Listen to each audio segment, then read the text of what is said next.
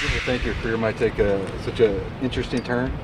At this point last year, I wouldn't have thought, I'd be coming back, but, it just kind of worked out, and obviously I'm very thankful to be back here at this great university, and like I said, ready to get the fall going. Can you walk us through what was your thinking behind coming back and how you arrived at the decision? Yeah, obviously, we got drafted during our game. I kind of went home, kind of figured out the ins and outs of, my dad was like, the Dodgers drafted you, congratulations. It was kind of a bittersweet feeling, obviously the season ended, but getting drafted was obviously very, very cool. Went home, the next couple of days, just kind of talked it over with my parents, talked it over with them a little bit, talked to the area scout, and it was just kind of one of those things where, it didn't really work out. We couldn't really find a good deal that worked for them and me.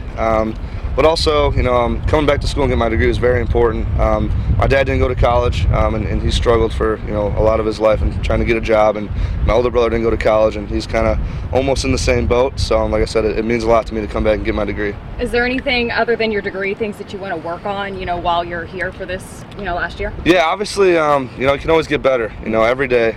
But a couple big things is just being more mature, understanding my body more, understanding other players, being kind of more of a leader as far as, trying to coach other guys up when they have problems, if I see stuff like that. What was the reaction from the team when you told them that you were coming back this year? A lot of guys were excited. A lot of guys reached out to me, obviously like text and Twitter and stuff like that. And like I said, a lot of guys reached out, and I got a lot of close friends here too. So it was nice that they kind of reached out to me, even though they were in summer ball and they had busy schedules. How hard was it to turn down playing for the LA Dodgers, getting into major leagues, starting your pro career? It was tough. Like I said, the biggest thing was just couldn't really come to terms. And that's kind of all I can say about that. So. The average person's going to look at it and say, though, you turned down 1.7. I've read as much as maybe 2 million, and say, how could you do that? Like I said, it was tough. Obviously, a lot of thought. With my parents, family, brothers and stuff like that. My grandma kind of played a big role in that.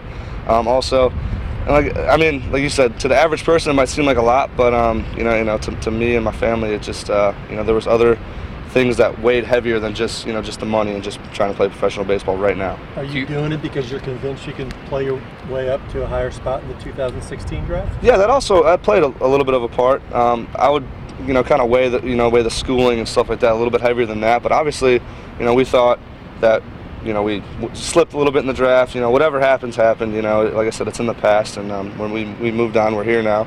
But like I said, yeah, that's obviously a goal, obviously to finish up my degree and maybe move up a little bit. Do you have a breath now to think about how last year went? Moving into this year, what do you want to focus on as far as your play on the mound? Just being consistent, being able to compete every day, giving the team a chance to win every day. I had a little bit of a stretch last year where that wasn't the case, and it really frustrated me and kind of snowballed on me a little bit just because I was not used to that. I was used to going out there and just playing well, kind of every time. And like I said, I kind of just had to sit back, relax, and once the playoffs started, kind of just reset the mind. Had a couple meetings with Coach Mack and Coach Williams, and like I said, just kind of reset and just, all right, if you do sign, you got a couple starts left here, so how do you want to finish up? Do you feel like you're taking a risk? There's risk with everything, honestly, but like I said, I guess, yeah, in a way, but also I think, like if I would have signed, there's also the risk of, you can get hurt there, you can get hurt here, and like I said, I'm glad I'll have my degree to fall back on. Are you a natural? Yourself? I'm sorry? Will you insure yourself for next season? I'm not sure. We have talked about it with my family and the trainer, and like I said, it's one of those things we'll figure out here. I think once kind of school gets rolling and we start working out and stuff, we'll try to figure it out, but it's been kind of chaotic this summer as far as I just moved into a house. I had to furnish it. I've never furnished anything before, so I had to get all that. So like I said, once I kind of get settled down here, like I said, we'll try to figure something out. Now that you've made your decision, you look around at the rosters you're coming back too. You guys are loaded. I would imagine the goals are pretty lofty for next year. Yeah, that's what I said. It was tough to kind of to say no to coming back to these guys. Obviously I did, and like I said, a lot of, like you said, we're pretty stacked and a lot of excitement, big goals. I've been here a couple of days and it's already like I haven't even seen everyone yet, but like I said, I'm excited. It's gonna be. What's your impression of this pitching staff? With you coming back on there, Brendan McKay and everybody else? Yeah, like I said, it's going to be fun. It's going to be a good time. The fall is going to be pretty competitive. And a couple of the freshmen are kind of dinged up right now, which is kind of a bummer. But I know we have a lot of quality freshmen as well. And like I said, man, the fall's always exciting to see, what the new guys bring and who got better and who worked hard this summer and stuff like that. So how did Coach Williams react when you gave him the news?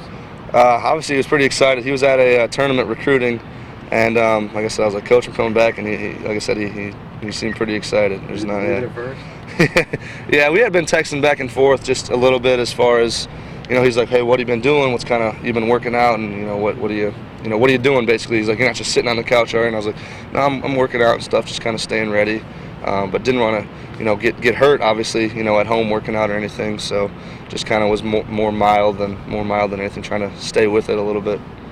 Do you think last year you put pressure on yourself? I mean, you started the year as a top 10 pick, and then as you get closer and closer to the draft, did you put added pressure on yourself? Yeah, I think I definitely did. Especially in that time, I was just pressing a little bit too hard. Like I said, I was just kind of used to going out there and kind of pitching well, kind of no matter what. And I did it a couple times in a row. Then I think I just squeezed the ball a little tighter and stuff like that. Just baseball, you can't do that. Just got to be relaxed and just go out there and just let what you do take over.